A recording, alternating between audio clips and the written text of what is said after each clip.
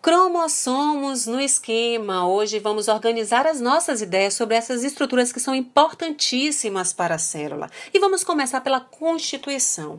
Os cromossomos, eles são formados por uma longa cadeia de DNA, que por ser muito longa vai precisar se enrolar em proteínas para poder caber no seu local na célula. E onde é esse local? Eles estão localizados no núcleo, exatamente. Vocês já ouviram falar dos cromossomos lá no nosso esquema. Quem não viu ainda o esquema sobre núcleo, depois vá lá, assista que vale a pena, ok? Esse núcleo ele está em células eucarióticas, isso quer dizer que cromossomos são encontrados em células eucarióticas. E por isso, por estar no núcleo, ele vai ter uma função muito semelhante à apresentada pelo núcleo. Ele vai armazenar as informações genéticas, os nossos genes estão nesses cromossomos, e isso vai fazer com que esses cromossomos coordenem o funcionamento das células eucarióticas. Vou repetir aqui para vocês, células eucarióticas. Cromossomos são encontrados apenas em células eucarióticas. E qual a quantidade de cromossomos que vai existir em cada célula? A quantidade, ela vai variar de acordo com a espécie. Então, cada espécie vai ter uma quantidade de cromossomos determinada. Para nós, humanos, nós temos dois tipos de células. As células somáticas, que são aquelas células que apresentam todo o material genético diploide, e temos também as células sexuais, que são haploides.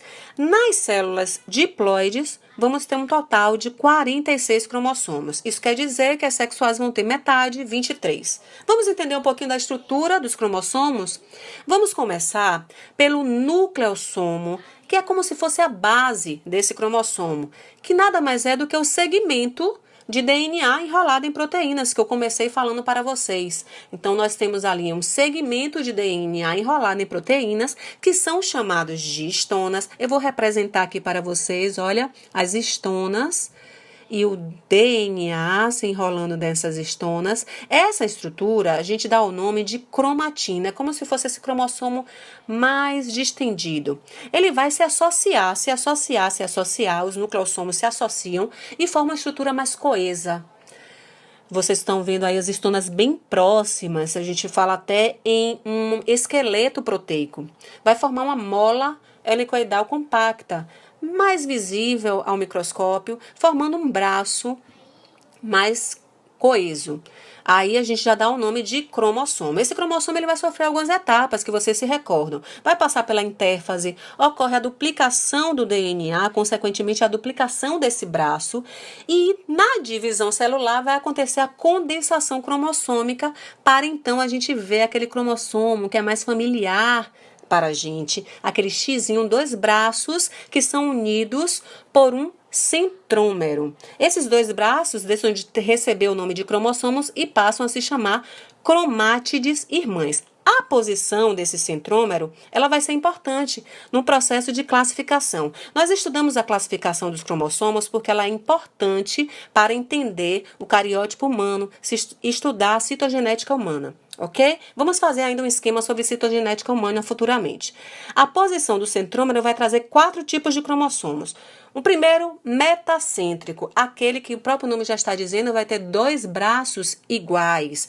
O centrômero está no centro. O segundo, submetacêntrico, onde nós temos braços pouco desiguais, houve um deslocamento desse centrômero um pouquinho para cima.